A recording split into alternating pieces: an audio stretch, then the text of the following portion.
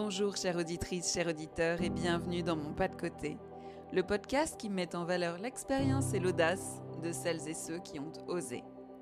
Je m'appelle Ondine, je suis psychologue certifiée en analyse transactionnelle et en coaching. J'accompagne les parcours de vie depuis déjà une dizaine d'années. Et depuis peu, j'ai créé l'écosystème Mon Pas de Côté. Tu y retrouveras le podcast, la newsletter et très prochainement des week-ends pensés comme des retraites confidentielles et immersives en pleine nature. Mais pour le moment, je te laisse le plaisir de découvrir le nouvel épisode de Mon Pas de Côté. Belle écoute!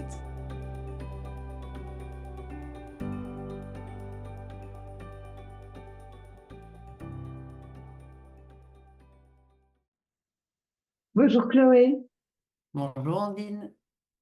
je suis absolument ravie de te recevoir aujourd'hui pour mon pas de côté. Et pour commencer cet épisode, je vais te proposer de faire une présentation, celle que tu voudras, celle qui sera le plus en accord avec ta personne. Tout à l'heure, c'est drôle que tu me demandes ça, mais tout à l'heure, j'avais en tête, je change des vies et je fais ça avec style. Je me suis dit, c'est pas mal, c'est intriguant, mais en vrai, je suis une personne qui a besoin de la beauté dans toutes ses formes, surtout, enfin voilà, ça peut être intérieur, extérieur. Je sais la dénicher, la voir, la révéler depuis toute petite.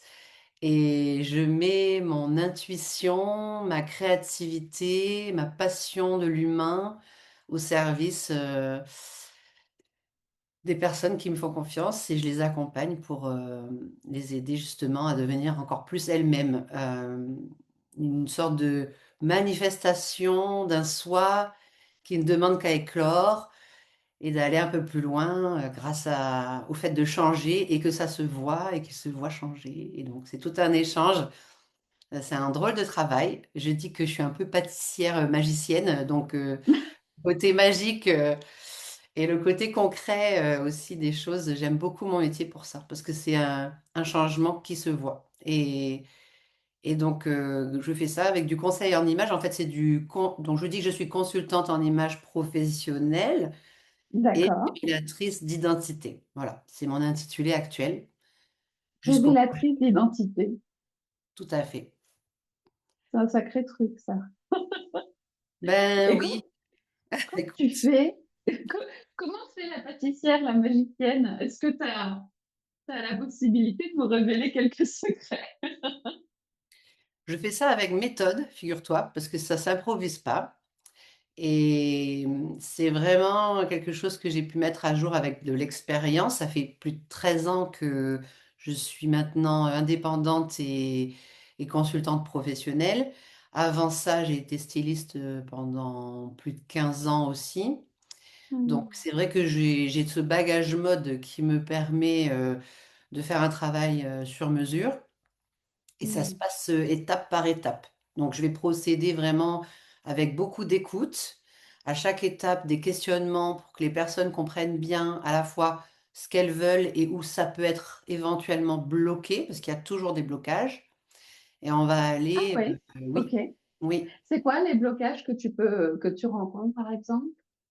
Ça peut être, par exemple, des croyances limitantes, souvent autour une forme d'autorisation de choses qu'on a comprises ou interprétées, des injonctions extérieures souvent, ou par exemple de la loyauté qui pourrait être un peu mal placée. C'est une forme de est-ce que j'ai le droit d'être la personne que j'aimerais être, quoi. C'est vraiment ce truc de si j'osais, il y a une impression oui, d'autorisation en fait, que je trouve souvent Ok. et une forme d'affranchissement d'un ordre établi et parfois des peurs de si moi je bouge, peut-être que ça va bouger les choses autour de moi et je sais pas si j'ai envie d'être un déclencheur pour ce mouvement ou Ouais, avoir pour la modifier le système. responsabilité de ça, tu vois. Donc il y a un peu autour des Hmm. choses comme ça qui peuvent des fois, ou des choses plus anciennes aussi, des fois même Des fois, je détricote même des choses un peu transgénérationnelles parce que l'apparence, ce qu'on a reçu d'une mère ou d'une grand-mère est très prismé, comme ça, très très fort. Et l'idée, c'est d'aller au-delà et de se choisir aussi, sans avoir dans sa tête qu'en dirait un tel, une telle, les gens que je connais, mes équipes, etc., etc. Donc, il y a beaucoup de freins autour du qu'est-ce qui va se passer, parce qu'on plonge dans l'inconnu quand on décide de changer son identité, en tout cas de la faire évoluer. Et ça demande beaucoup de courage, beaucoup d'audace et d'ambition pour soi aussi. Mm. Toi, tu définirais ça justement, cette identité dont tu parles. Parce que moi, je travaille de la même façon, mais on est cousines. C'est ça, bien sûr. La Et, transformation aussi. euh, et donc, ça m'intéresse vachement, cette apparence, cette image et cette identité dont tu parles. Parce que personnellement, moi, dans ma propre histoire, le look a eu une grande importance. J'y accorde moins de temps aujourd'hui, tu vois. Ok. Mais j'y ai passé énormément de temps à l'époque. Et tu vois, j'ai jamais vraiment réfléchi à ce que je faisais de façon naturelle, tu vois. Mm. Et ça m'intéresse de savoir ce que toi, l'experte, tu mets derrière ça. Parce que c'est quoi cette identité, en fait? Bah, justement, tu parles de naturel. Moi, j'aime bien le naturel sublimé. C'est-à-dire que je vais à la fois Hmm. aller chercher un peu comme les racines et les ailes, tu vois. Ok. Et c'est quelque part, ok, donne-moi tes tripes, donne-moi ce que tu as au plus profond de toi. Et ça, on le fait émerger. Du coup, suite à l'écoute, on fait aussi des phases créatives, par exemple. C'est un peu comme un vision board, mais je vais guider une séance qui va permettre de faire des choix très libres, très en dehors de toute pensée. Je dis souvent, coupe-toi la tête et va chercher le cœur, le ventre, d'autres parties de Ok. toi pour vraiment ressentir la joie de ce que tu vas voir dans des visuels, des magazines, etc. Et en positionnant bien, en guidant bien, j'arrive à obtenir du coup un peu comme la substantifique moelle, c'est-à-dire que c'est vraiment l'essence de ce que la personne adore et aimerait tendre vers ça. En tout cas, elle prendrait cette destination, ce serait génial. Et donc, on va, du coup, enfin, ça va faire émerger ce que moi j'appelle des facettes. Ça correspond à une énergie qui est très intérieure, très profonde. Donc, en ça, Ouais. c'est authentique. Et il y a un aspect, comme on n'a pas contrôlé ce moment, on a fait ressortir l'envie, etc. Ben là, ça va parler de soi-même, en fait, hein. Et mon rôle, c'est de mettre des mots dessus, de bien clarifier, d'expliquer que ça correspond à tel ou tel thème, tel style, et qu'il y a des recoupements qui apparaissent aussi et qu'on n'avait pas forcément pu comprendre en le faisant et en découpant. Donc ça, c'est très concret, tu vois, c'est quelque chose qui Ouais. permet d'aller chercher quelque chose d'un peu fibreux, d'un peu naturel pour la personne, parce qu'elle n'a pas réfléchi en faisant ça, elle s'est juste Ouais. laissée aller à ses envies.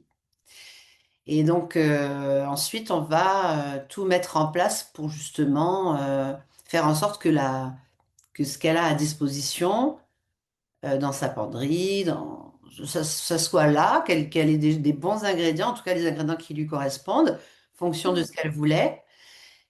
Comme ça, elle n'a plus qu'à se saisir d'ingrédients savoureux qui correspondent et qui prolongent pour pouvoir faire des recettes savoureuses. Et c'est pas une question de temps, c'est plus une question de qualité de temps, d'intention en fait, autour de je m'habille, je me mets en moi-même en énergie chaque matin. Voilà. Donc il y a ce côté des ailes par rapport à ça, parce que justement, c'est une énergie qui est vraiment un booster aussi. Et comme on s'habille tous les jours, on peut ne rien en faire, et c'est OK, comme en faire une ressource, et c'est OK aussi. Et voilà. Et moi, je m'adresse aux gens qui ont envie d'en faire une ressource, qui ont envie d'en faire oui, un supplément d'âme, quelque part. Je trouve que c'est joli de dire ça comme ça. Supplément d'âme, c'est super joli. Et toi, tu parlais du transgénérationnel par rapport à ça, forcément. J'imagine que tu es allé chercher ça quelque part toi aussi. Tu viens d'où, toi? Ah là là. Je viens une famille très communicante, très euh, libre, avec un côté humaniste qui m'a appris la confiance en la vie et l'émerveillement. J'ai beaucoup de chance, vraiment. Je considère, j'ai bien choisi mes parents en choisissant de venir sur Terre. Moi, je crois à ça. C'est Dolto qui disait ça, hein, quand je disais nos parents. Oui. Et du coup, je me dis, alors ça n'a pas toujours été, évidemment, hein, toutes les familles, il y a des dossiers, il y a des casseroles, il y a des trucs justement hyper intéressants qui m'ont mené à ça. J'avais une maman notamment et elle vient de nous quitter là, il n'y a pas longtemps, mais vraiment beaucoup de gratitude pour l'avoir eu 7 ans dans ma vie et elle a... Encore toutes mes condoléances, d'ailleurs. Oh, je te remercie. Mais ça Mm. me donne, j'ai vraiment été très à la fois... enfin, ça a fait vraiment un changement pour moi et aussi une forme de force qui s'est instaurée parce que quelque part, justement, enfin, elle nous a, parce que j'ai des frères et sœurs, tellement donné d'amour que, et puis elle a tellement osé de choses et elle s'est tellement donné des moyens de faire. Euh, Elle a cru en plein de projets et j'ai même découvert que juste avant là, de repartir de la Réunion où j'ai grandi, d'ailleurs dans un très très bel endroit sur Terre, aussi avec de la nature, de la diversité de personnes, de cultures. Donc tu vois, c'était très riche. Euh, j'ai découvert dans un album caché dans un fond de placard qu'elle avait été jusqu'à aller en Afghanistan en 1984 dans le plus grand secret pour soutenir la révolution de Massoud avec des journalistes. J'ai été complètement scotchée. Et en fait, ma mère a connu la guerre petite et elle avait peur de rien. Et elle a vraiment, elle nous a imprégnés de cette confiance. Et elle était très créative. Elle peignait, elle avait l'idée de la beauté. Et d'ailleurs, elle en a quand même souffert aussi parce que elle avait toujours eu ce côté, est-ce que je suis belle? Est-ce que je suis belle? Travailler là-dessus. Et quelque part, moi, je déjoue ça parce que j'ai moins ce besoin de trafiquer mon visage, d'aller chercher mes cheveux, les teindre, etc. Voilà, j'ai le gris là. J'essaye de travailler mon naturel, d'embrasser ma nature parce qu'elle n'a pas pu le faire. Et voilà, donc en fait, on se positionne toujours évidemment par rapport à ce qu'on a pu vivre. Et c'est pour ça que quand on a un modèle féminin fort comme ça peut être même écrasant parfois, ou se dire ça peut mettre la pression. Et à la fois, ça inspire aussi, ça dépend comment on se positionne. Et voilà. Et si le modèle maternel était un peu défaillant, ou paternel même, ou s'il y a eu de la pression autour de ça, de l'image, je pense à une cliente là, qui encore récemment m'a dit, je surveille beaucoup mon poids, je suis toujours stressée, je me trouve j'ai trop de hanches parce que ma mère m'a dit un jour, j'ai des grosses fesses. En Mm. fait, ça aussi, on le travaille parce que là, elle est devenue maman, elle prend une direction d'une superbe usine dans l'industrie, elle a un parcours qui est fou. Et en fait, elle est encore la petite fille de sa maman par certains aspects. Et ça va lui faire beaucoup de bien de s'en affranchir et de s'émanciper et de devenir enfin la femme qu'elle est déjà. Toi, justement, comment tu t'es construite par rapport à ces valeurs avec lesquelles tu as grandi d'ailleurs? Quelles étaient les valeurs avec lesquelles tu as grandi? Ben, j'en ai un peu nommé tout à l'heure, de liberté, hmm, de fraternité. Enfin, mais j'aime mieux l'adelphité d'ailleurs qu'à la fraternité parce que je préfère ce mot qui englobe. Euh, Mhm. Beaucoup dans l'œcuménisme aussi, dans une forme de rassemblement en fait. Tout ce qui pouvait relier, en fait, c'était très présent à la maison. Donc moi, je sais créer du lien aussi à la fois entre les objets et les personnes et même interpersonnellement. C'est pour ça que quand je parle de facettes, je vais amener à une idée d'alignement et de réunification. Je pense que c'est important, l'unité, de la chercher, enfin, en tout cas de la générer en soi et de l'apporter au monde aussi, parce que on est dans un monde très fragmenté, très séparé, et c'est très important. Donc, au-delà du travail personnel que je peux faire avec chacun, moi, j'ai cette mission aussi d'harmonie quelque part, de contribuer à un apaisement il y avait des valeurs de paix et de grande tolérance, voilà, que j'ai pu comprendre, apprendre. Et dans le vivre ensemble à La Réunion, il y avait effectivement aussi un aspect comme ça qui était très, très présent, très simple, très naturel. Et ça m'a beaucoup, beaucoup, ça a fondé aussi qui je suis. J'imagine. Et tu Mm. voulais faire quoi à l'époque? J'ai décidé à l'âge de 4 ans d'être styliste. C'est vrai. Comment c'est arrivé?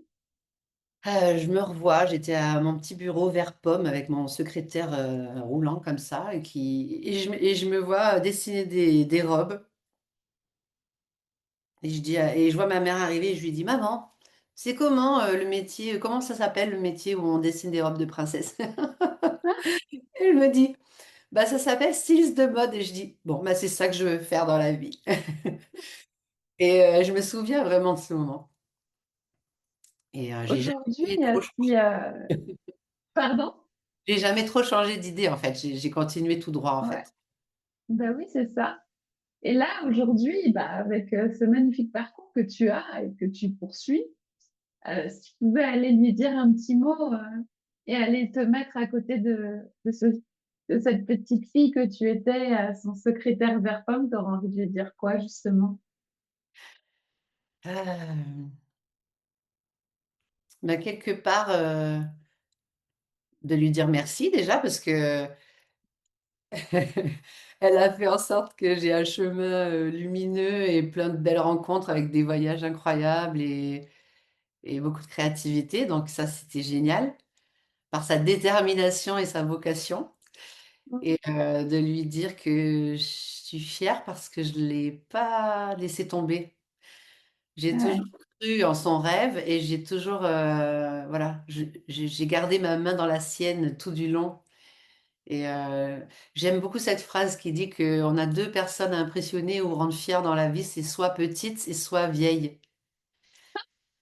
Et je trouve que Je ça connaissais pas ça.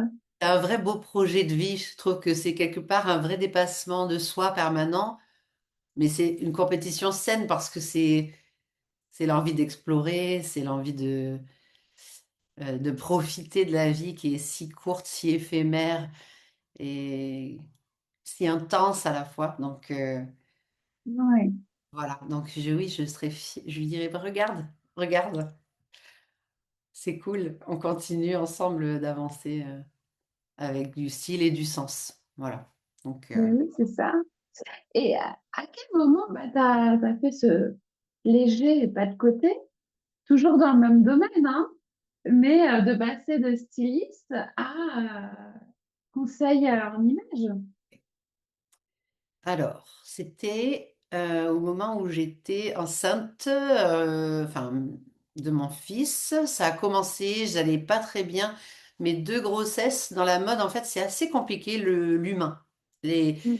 La créativité, tout ça, c'est génial, mais l'humain, je sais pas pourquoi, le rapport humain est très biaisé, très faux, très presque parfois malveillant. Bon, donc c'est un métier à pression qui est assez difficile, avec beaucoup de compétition. Donc moi, je le vivais pas toujours bien, même si j'aimais Ouais. le métier, et j'avais une mission qui était très difficile à la fin de ma carrière de styliste parce que j'étais comme une poule pendeuse en batterie. Je faisais plus de 300 références en une saison, avec 11 mini-saisons, avec un changement, un turnover qu'on appelle dans la fast fashion. Donc pour générer des achats de type compulsif chez les gens, on faisait des rotations en boutique hyper cadencées et donc ça demande d'y aller et d'avoir une grande exigence de créativité, à se faire presser le citron comme ça. Et moi, en étant enceinte, j'avais un peu eu de mal à faire les deux, à Ouais. gérer tout ça. Et les femmes qui étaient autour de moi, dont ma boss, était enceinte aussi. Et en fait, au lieu d'être dans la bienveillance et dans la sororité, euh, Ouais. comme elle réussissait a priori très bien à gérer ça, elle exigeait que je fasse de même et que je ne sois absolument pas vulnérable en aucun point et que je sois comme si j'étais pas enceinte, alors que bah, j'étais euh, enceinte et pas comme elle. Et ça a fait que ça a fait une fin de route puisque j'ai été un peu malmenée en fin de mission et ouais, j'ai été non réintégrée, c'est-à-dire que quand j'ai eu sevré mon fils, mis chez la nounou, être prête pour revenir avec même un petit passage en psy-coach au passage parce que j'ai fait des réglages personnels, je voulais m'impliquer. Ils m'ont remercié en maternité. Donc en fait, j'ai été licenciée abusivement. Alors c'était la surprise. Euh, et c'était un très beau cadeau mal emballé. ouais, Mais voilà, donc ça avait été un choc parce que effectivement, mais en fait, mon corps m'avait déjà demandé de quitter. J'avais déjà eu plein de signaux, mais que dans un certain engagement à l'époque, j'ai toujours, mais à l'époque, c'était encore plus compliqué pour moi de me dédire et de me désengager. Euh, ouais, je comprends. J'avais pas vu venir et donc voilà. Donc ça avait été un électrochoc qui m'a tout de suite fait rebondir et je me suis dit, comment ça? Parce qu'ils m'ont dit cette phrase. Ton retour angoisse les membres de l'équipe et tu es allé au bout de tes limites, donc on te remercie et tu ne reviens pas. Et j'ai dit, voilà, la colère s'est saisie de moi. Bien J'ai sûr. essayé de remonter. Je me suis dit, mais comment ça, j'y suis allée au bout? Alors là, je me suis mis dans la colère. Au lieu qu'elle me consume, je l'ai mis derrière moi et j'ai fait en sorte de rebondir immédiatement. Donc en mars, j'ai fini mon contrat. En avril, j'étais en formation à l'École supérieure de relooking de Paris pour me Ok, certifier consultante en images personnelles et professionnelles auprès de cette école où je suis devenue professeure, où j'ai pu enseigner pendant 7 ans aussi en transmission textile, accessoires et autour de la couleur avec mon bagage mode. Voilà. Et ok, ça a été un déclenchement et j'ai d'ailleurs aussi rajouté la PNL à mon ouais. âge. Donc j'ai été doublement certifiée. Et le 12 décembre 2012, d'ailleurs, on n'est pas loin de la date de mon Oui, anniversaire. c'est vrai. Là, Ah, voilà, et une c'était Sagittaire. ouais, c'était un truc de fou cette date où j'ai eu mon SIRET pour commencer Éclosion. Euh, et j'ai appelé Éclosion aussi le projet parce que quelque part, ça avait été aussi cette maternité, cette éclosion de moi qui avait amené ce désordre qui finalement Ouais. m'a amené aujourd'hui à avoir 13 ans derrière moi, plus de 600 personnes accompagnées en individuel, plein des milliers en atelier. J'ai pu toucher peut-être un déclencheur, voilà, une certaine grâce, amener ça dans leur vie et contribuer quelque part. Voilà. Tu dirais que tu es allé chercher quoi à l'intérieur de toi pour réussir ce passage qui était quand même douloureux? Hmm. Une sorte de, peut-être ma passion ou une quête de sens. Maintenant, je me dis, j'avance avec la foi aussi parce que cette espèce de projet là que j'ai, cette mission, cette vision que j'ai de, ok, ben la mode, ça peut pas être que superficiel, ça peut pas être que ce que j'ai connu. Ça, pour moi, ça a beaucoup de sens. Ça peut être aussi un levier de transformation, un- beaucoup de joie, beaucoup de... Et j'avais envie de délivrer ça, en fait, de ce que moi, je pouvais vivre de la mode aussi et du style, de cette créativité qu'on peut porter. Je trouvais que c'était trop dommage d'en faire quelque chose d'aussi moche que autour du produit, avec ces échanges, en plus avec la pollution que ça engendre, avec la maltraitance humaine parfois, avec tous ces enjeux économiques qu'on comprend, mais qui pour moi n'ont rien à voir avec le projet artistique et la beauté qu'on peut faire émerger de ça. Donc Ah, là, tu es en train de parler d'éthique, finalement, hein. oui aussi beaucoup. J'ai beaucoup Ouais, cet aspect-là chez moi. Je suis très amoureuse du vivant ouais, et dont on fait partie intégrante. On s'est beaucoup dénaturé tout au fil de notre humanité. Je trouve que c'est quelque chose qui manque cruellement aujourd'hui parce qu'on est un peu hors sol et la technologie est une bonne chose, mais l'appartenance à l'organique, à la nature est contactée plus que parfois notre animalité. Je trouve ça aussi puissant et ancré et hyper important. Quand Parfois, tu parles de notre animalité, tu parles de quoi? ben, c'est ce que nous sommes. Nous sommes des animaux, des mammifères, et quelque part une forme d'essentiel aussi là-dedans. Euh, D'appartenir à la Pachamama, quoi, à la terre, à cet ensemble qui est le vivant, de garder cet émerveillement et ce lien. En fait, c'est toujours cette question de s'être coupé, en fait. Quand on se coupe de quelque chose, c'est dangereux quelque part, je trouve. Surtout de quelque chose d'aussi fort et d'aussi important.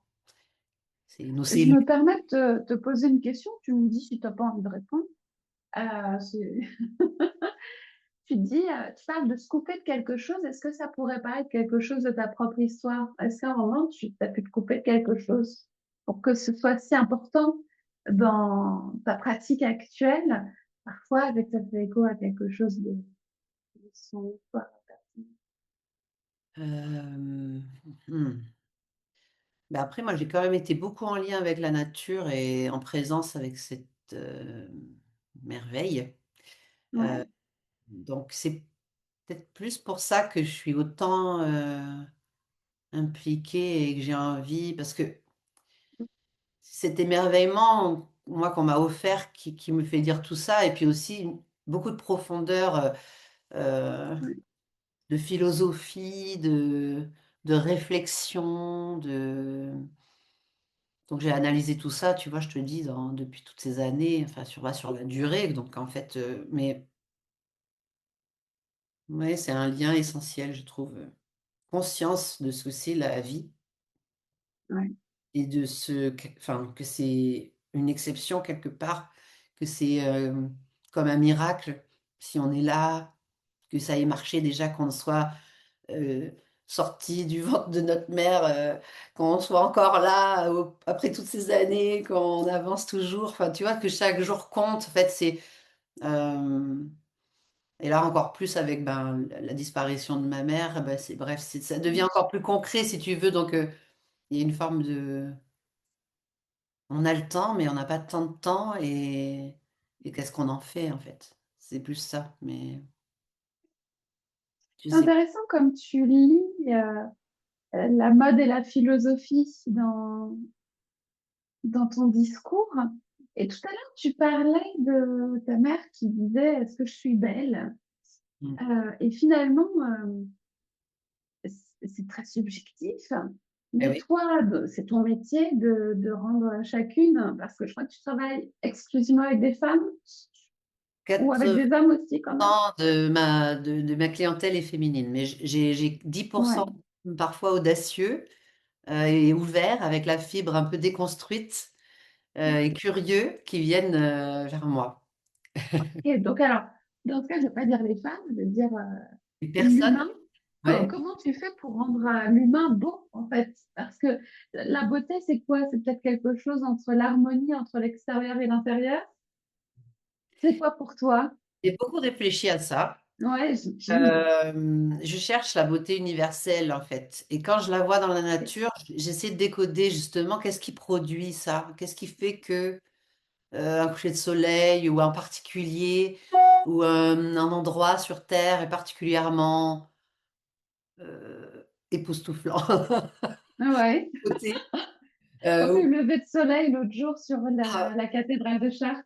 par Tu nous as exemple, partagé. c'était incroyable parce que justement, Ouais. quelqu'un disait l'autre jour, les humains, ils aiment être surpris, donc quelque part, c'est créer un peu la surprise ou avoir cette espèce de jeu de couleurs ou de jeu de textures qui va s'entremêler comme ça et qui va créer une beauté. Mais ça peut être vraiment, c'est tellement multiple. Enfin, quand tu vois la multiplicité dans la nature des oiseaux, des papillons, des insectes, de l'iridescence, en fait, ça peut être tellement de millions de mille, c'est infini.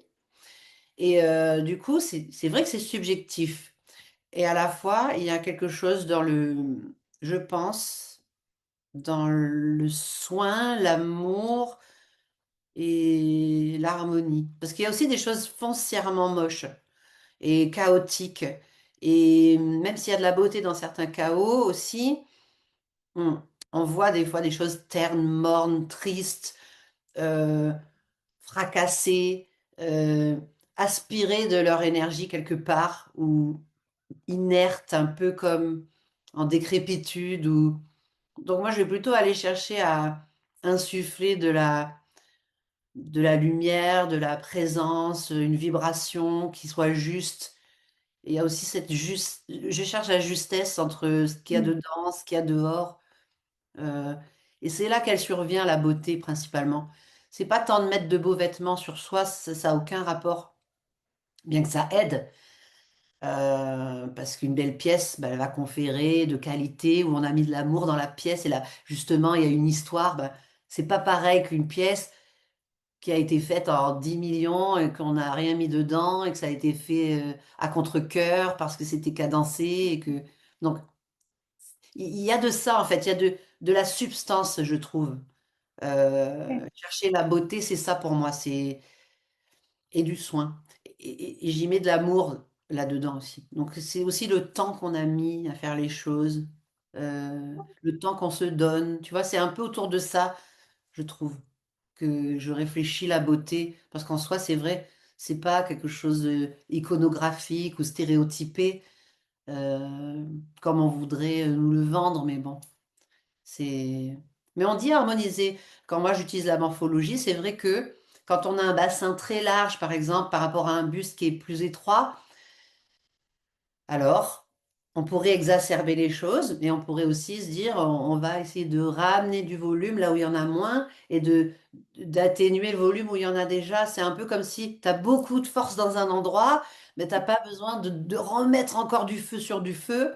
Peut-être aller chercher de l'eau ou à chercher de c'est une question de complémentarité, c'est une question quelque part voilà, d'harmonie plus que d'équilibre, parce que l'équilibre n'existe pas, c'est comme la perfection. Mais voilà, donc c'est subtil, c'est subtil. Ben oui.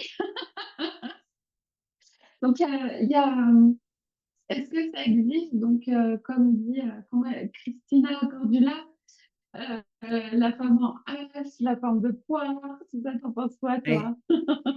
En fait, c'est intéressant parce que ça permet, en fait, alors, les étiquettes, ok. C'est aussi identifier, Mm, identité. On met des étiquettes un peu dessus. On se dit, bah, je suis une femme, je suis blonde, je suis. Bon, bah, on voit bien, on a les yeux, on voit le volume. On se dit, bah, tiens, donc, où est ton volume au niveau de ton corps? Et donc, après, on mm, réfléchit en 3D. Et l'idée d'avoir des morphotypes, ça permet aux personnes de simplifier un petit peu, de mieux comprendre. Mais l'essentiel du travail, c'est plus la lecture des volumes et de dire, bien comme on a déjà quelque chose là, alors on va plutôt faire confiance à cette partie-là qui fonctionne très bien seule et aller renforcer peut-être une partie de toi qui, elle, a peut-être un peu moins de présence, un peu moins, voilà, a été investie quelque part. Mais on est obligé de créer des méthodes. Donc, c'est pour ça que, ben, par exemple, Suzanne Cagill, qui était l'américaine qui, en 1942, a initié le mouvement du conseil en images euh, en créant les 4 saisons, parce qu'elle avait identifié des typologies de carnation, de cheveux, de grands groupes comme ça qui permettaient de se repérer et de mettre des couleurs qui rendent le teint beaucoup plus radieux, beaucoup plus rayonnant. d'accord. Ça, Oui, la colorimétrie, c'est ça? voilà, la colorimétrie, c'est ça. Donc, ça a évolué depuis. Maintenant, on est à 12 saisons, on a affiné la technique, il y a des choses, donc on rentre un peu plus en détail. Mais grosso modo, c'était un super outil qu'elle a mis à jour et ça fonctionne. Donc, en fait, aussi, tout ne va pas à tout le monde. Et on aimerait, mais comme on est unique, il n'y a que ce qui te va qui te va. Et c'est bien de le Mm, savoir et au-delà de ce qui te va, c'est même ce qui te valorise. Et c'est encore autre chose. Donc, ça fonctionne. C'est vraiment, à la fois, ce que j'aime, c'est que c'est simple, concret, mm, méthodique Et en même temps, on peut y placer tellement de symbolique, tellement de sens, tellement de poésie, selon ce que la personne est capable d'ouvrir et de là où elle veut partir et de là où elle veut aller. En fait, c'est ça qui est chouette, c'est le chemin. Donc, chemin vers soi, tu vois, c'est vraiment un ego trip, mais Ah ouais.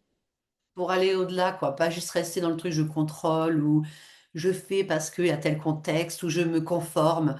Moi, je suis très... Alors là, pour conseiller en image, il ne faut pas venir me voir si on veut de la conformité. C'est impossible. Et je vais déroger systématiquement. Pour moi, ça m'ennuie. Et moi, je veux que chaque personne, j'aime voir Ouais. qui tu es, quoi. Donne-moi qui tu es. Et je trouve ça tellement plus intéressant et une forme de monotonie, d'uniformisation qui tend à être assez vraie.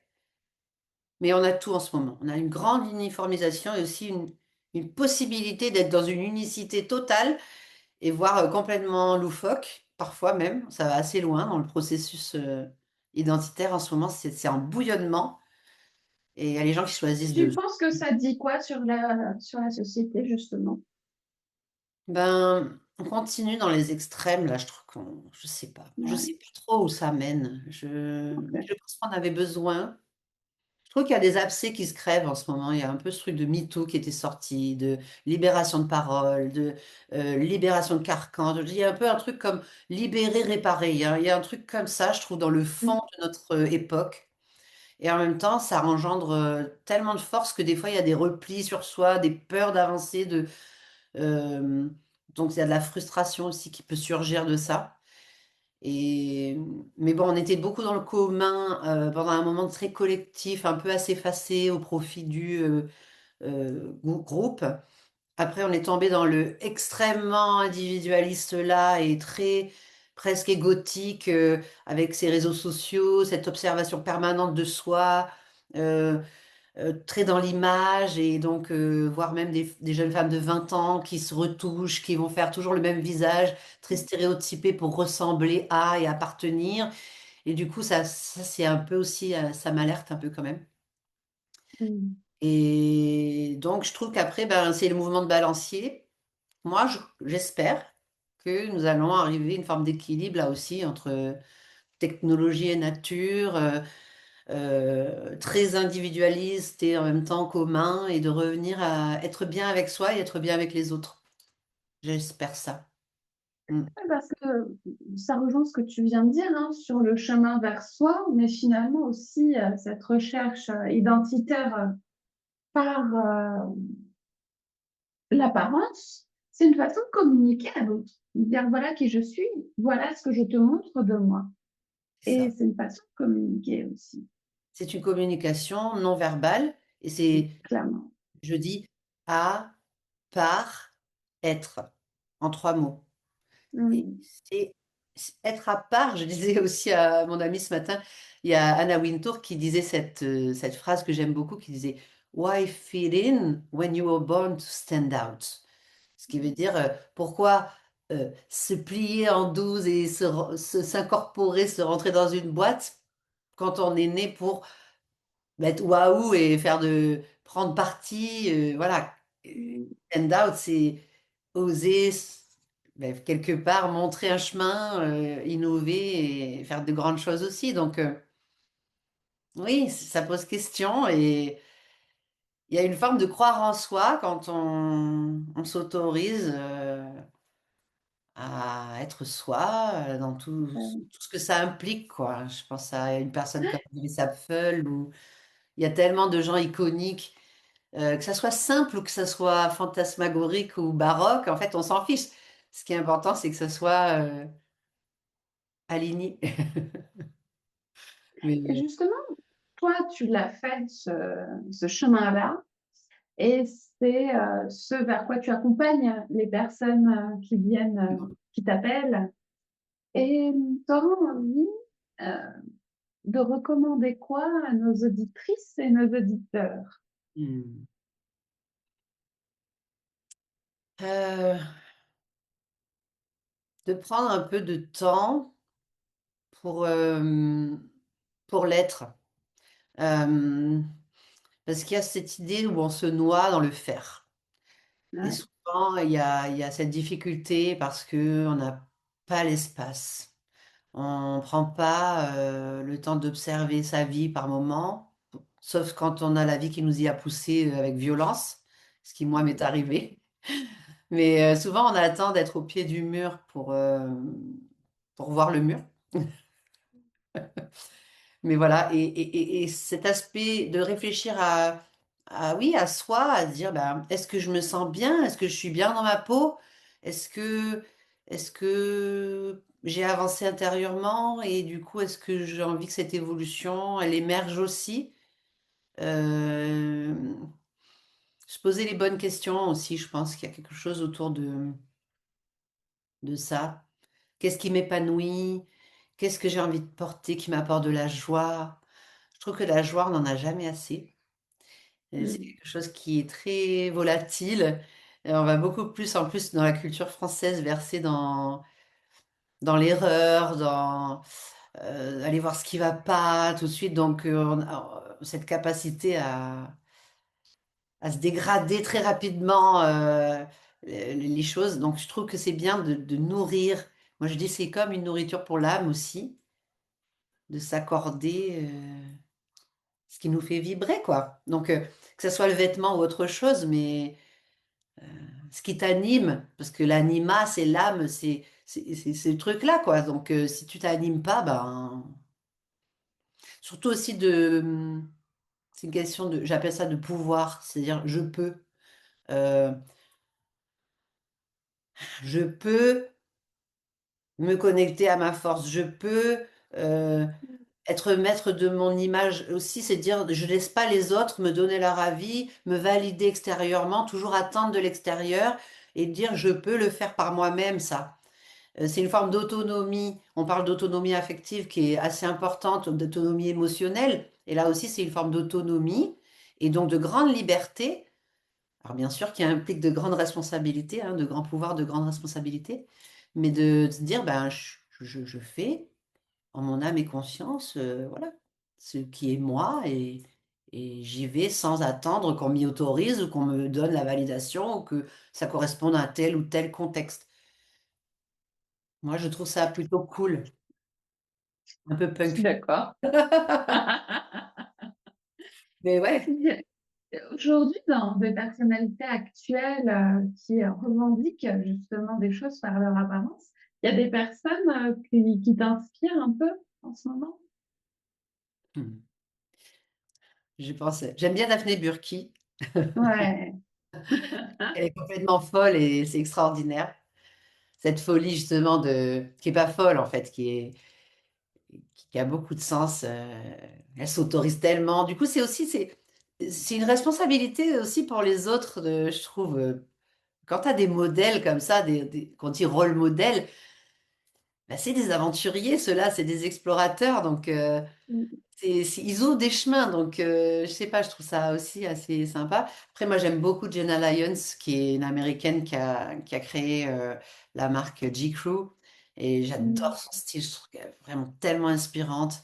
Mais il y en a plein, oh là là, des femmes et des hommes aussi qui sont incroyables. Là, ça me vient pas, mais je suis très au Bah, féminin. il y en a déjà deux, c'est Mais déjà voilà, bien. ouais, c'est cool. Puis Chanel derrière moi, là, qui avait fait beaucoup de Ouais. choses aussi. C'est Chacun important leur pour toi, face. sous l'Empire Chanel. J'aime comme elle a travaillé la symbolique et j'aime comme elle a libéré le corps des femmes. Et c'est vraiment une signature, c'est tellement intemporel. En plus, je trouve que là, il y a une forme de génie, hein, clairement, dans cette identité de marque qu'elle a créée.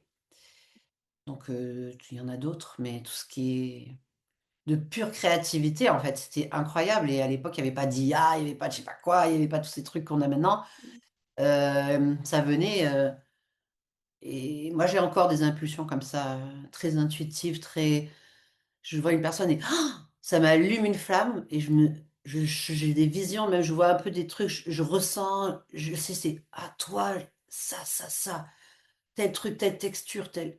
C'est assez dingue. Et ça, c'est vraiment, je le mets au Comme service une que évidence. j'accompagne, ouais. Mm. Mm.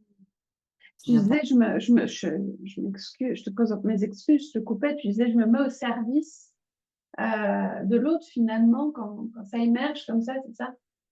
Mais je suis une forme de média, si tu veux, tu vois, de traductrice, enfin, quelque part, comme moi je parle vêtements, euh, Oui. et je respire texture et couleur et harmonie de ça, ben, c'est justement de traduire, de raconter, de Hmm. permettre à l'autre de dire son histoire, quoi, son essence. Mais tout est déjà là. C'est pour ça que je dis révéler, parce que le matériel, enfin, la fibre, tout est là. Il y a plus qu'à enlever un peu de ce qui fait brouillage, ce qui empêche la lumière, tu vois. C'est un peu comme la poussière. On va, on va révéler ça. Mm. C'est un peu ça C'est la bien magie. aussi le comment, Je dis, c'est un peu ça la magie de mon métier. c'est formidable. Et on sent à quel point ça te prend au trip, comme c'est quelque chose qui te parle profondément et qui t'anime au quotidien. Mm. Ouais. Eh Écoute, bien, c'est le moment de mon petit exercice de visualisation, si ça te dit. avec grand plaisir. Et donc, je t'invitais à t'installer confortablement dans ton siège, Ok. sans croisement, si c'est possible. Tu peux fermer les yeux ou non. C'est comme c'est le mieux pour toi. Et puis, je vais t'inviter à prendre deux, trois profondes respirations ventrales afin d'installer le calme à l'intérieur de toi. Et puis, de te projeter dans 5 ans, dans 5 ans, dans un futur idéal où tout est possible. Tu peux être où tu veux.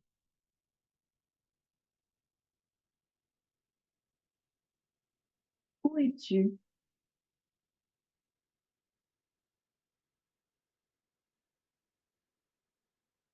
Hmm.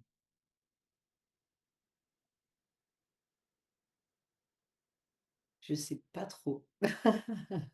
Est-ce que tu vois des choses autour de toi? Qu'est-ce que tu vois? Qu'est-ce qu'il y a en face de toi dans J'ai cet endroit idéal? je- je- j'ai une sensation d'océan. Ah, ok. Qu'est-ce qu'il y a sous tes pieds? Sur quoi tes pieds se reposent-ils? Hmm.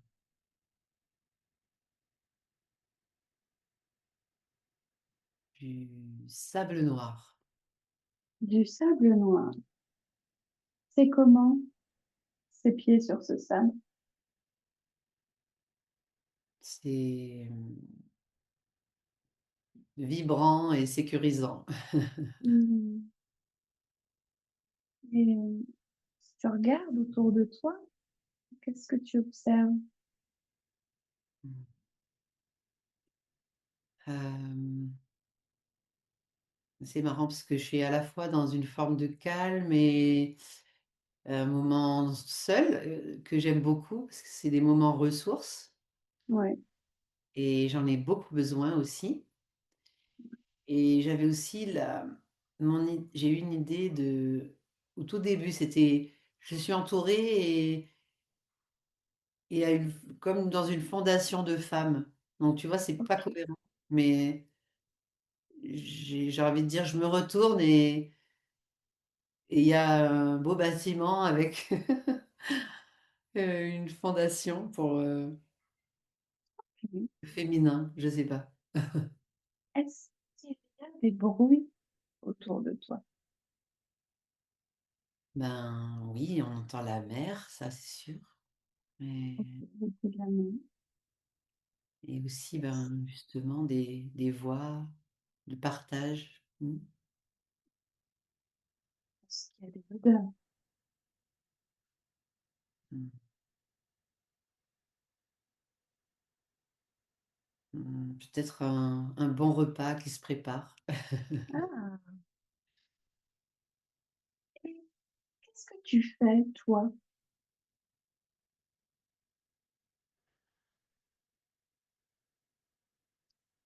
Je rayonne. Tu rayonnes. Et à ce moment-là, ce serait quoi ta mission, ton rôle? Hmm. Ben, d'inspirer, de transmettre, de partager mon énergie, justement. Mmh.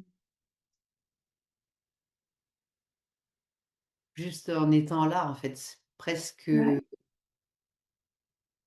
simple, enfin, fluide. Mm. peut-être,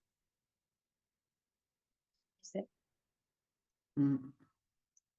Et ta mission de vie, si on regarde plus haut, encore, ce serait quoi?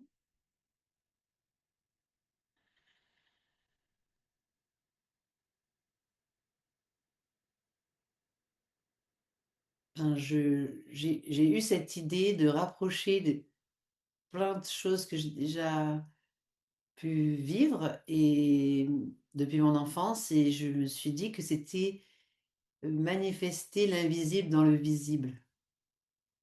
Ok, Quelque chose comme ça, qui est un peu abstrait, mais il y a de la maïeutique aussi là-dedans, y compris la mienne en fait, mais au travers de ce partage humain et authentique, je sais pas. Je sais mmh. pas. Qu'est-ce que tu ressens dans cette mission, dans cet environnement? Comment te sens-tu?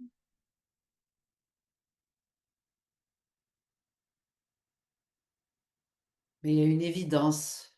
Euh, Mmh. je suis à ma place. C'est,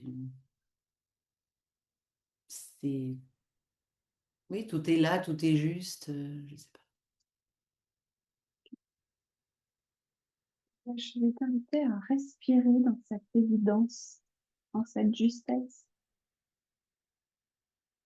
afin de t'imprégner dans chaque cellule de ton corps de ce que tu es en train de vivre à l'instant depuis les orteils jusqu'au sommet de ton crâne. De respirer simplement.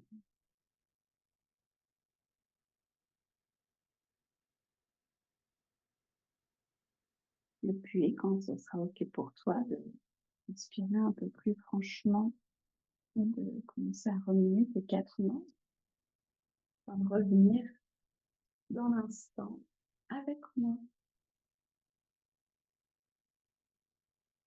Mmh. Mm. Comment tu te sens? Ça va. Ça va? Enfin, c'est tellement rayonnant et du coup, forcément, ça ouvre là, tu vois, c'est Ah ouais? ah, Ah bah profite de ça. la lumière qui s'est installée là, c'est génial. Ah Merci. super, je t'en prie. Si tu pouvais mettre en place une première bonne action pour arriver là-bas, ce serait quoi? Je crois que je suis en train de le faire en ce moment. Et j'ai déjà commencé. En fait, c'est tellement un continuum, mais Ouais. je sais pas, je pense à ce matin, j'étais à l'ESSEC, entourée de personnes très sérieuses, mais qui ont besoin aussi de s'émerveiller à nouveau Mm. et j'appartiens aussi à un cercle de femmes que j'adore, qui s'appelle The Circle, et qui est très inspirant. Et du coup, c'est aussi ça, ce pas de côté que je suis en train de faire à nouveau, parce que ben, on grandit tout le temps, tant qu'on veut. Et voilà. Et donc, c'est autour de ça. Et aussi, j'ai un chemin personnel qui est très spécifique que je vais faire là très prochainement, euh, Ok. qui j'ai acté il y a quelques jours. Et ça fait partie aussi d'un travail de réparation. Et Oh, ça va m'alléger corporellement. Donc, c'est quelque chose de très symbolique pour moi. Et ça va être transformateur pour de vrai. Donc ça va me demander un peu de temps là en début d'année prochaine. Mais comme je est-ce que c'est possible de te demander ce que c'est? Si c'est euh, pas oh, possible, non, hein, tu peux t'avoir non, de mais garder secret. peut-être ça peut aider des femmes qui m'écouteront. Ouais. Donc je veux bien. J'ai fait une rencontre d'un ange qui est venu vers moi dans un atelier que j'ai donné, qui m'a dit, mais moi j'ai un lipœdème et j'ai une asymétrie au niveau de mes jambes et je souffre beaucoup de ça et je vais me faire opérer. Et je lui ai dit, ah mais c'est fou que tu me parles de ça parce que moi aussi j'ai ça. Mais j'ai dit, mais moi je sais pas, je pense pas qu'on puisse se faire opérer. Et donc en fait elle m'a guidée, elle m'a ouvert le chemin et je vais Wow, pouvoir ok. du coup me délester parce qu'en fait le lipœdème en psycho en fait, comment on appelle les mots et le corps et la symbolique des mots, Oui. c'est un ancrage très fort que le corps a produit par excès de ballottement émotionnel et pour l'idée de porter. Et en fait, j'ai construit ma vie aussi en portant beaucoup et en Hmm. étant toujours comme un pont. Et en fait, là, j'ai envie de changer ça. Donc, j'ai décidé de ne plus avoir ce rôle. Et donc, je n'ai plus besoin de cet ancrage si fort au sol et de Ok. cette lourdeur que j'ai dans mes jambes. Donc, j'ai une microchirurgienne qui va pouvoir déjà réparer mon système lymphatique et aussi enlever l'excès de gras stagnant qui comprime mon système et réparer mes jambes, mes demi-jambes. Voilà. Donc, Ok. c'est un grand, grand mouvement, celui-là. C'est un Ouais. grand mouvement pour moi. Ça va changer mon énergie et ma féminité. Donc, et j'y ai droit aussi, puisque comme j'aide des personnes, tu vois, donc c'est hyper. Voilà. Et ça m'a demandé un move très. Je vais investir en moi et Ouais. C'est important. c'est important.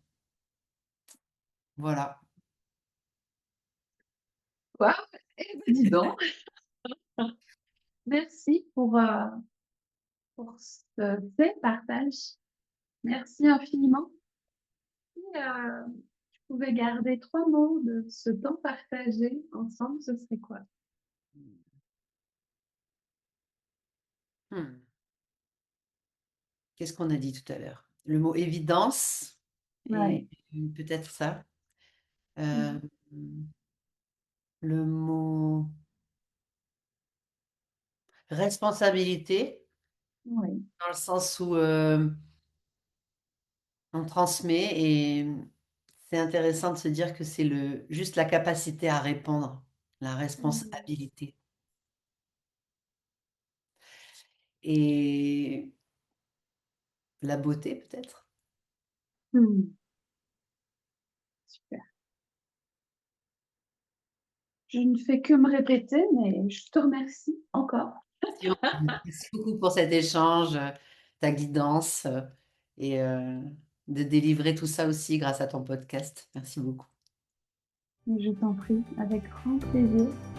Et à très bientôt. Merci. À bientôt. Au revoir, Chloé.